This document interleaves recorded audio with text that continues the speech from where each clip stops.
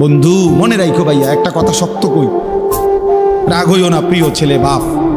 এই কপাল পৃথিবীতে উপার্জনের দুনিয়াবি কোনো কাজে লাগে না। এই হাত পাও এগুলা মানুষের অঙ্গ প্রত্যঙ্গ কাজে লাগে বিভিন্ন উপার্জনের কাম। এই কপাল এটা দুনিয়াবি কোনো কামে লাগে না।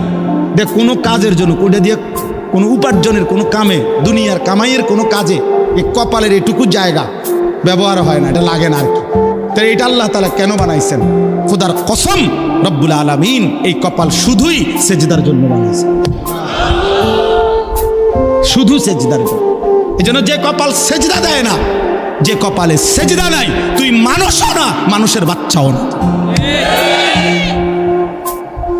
ইনসানের কোনো কাতারে সে পড়ে না, সে কোনো মানুষের কাতারে পড়ে না, ইনসানের কোনো কাতারে পড়ে না যার কপালে সেজদা। কারণ কপাল বানানোই হয়েছে। সেজদা কাকে বলে? ওয়াদউল জাবহাতে আলাল আরদ, জমিনের মধ্যে কি রাখা। এই তো কপাল রাখাটারই কি কয়? তার মানে সেজদা কপাল।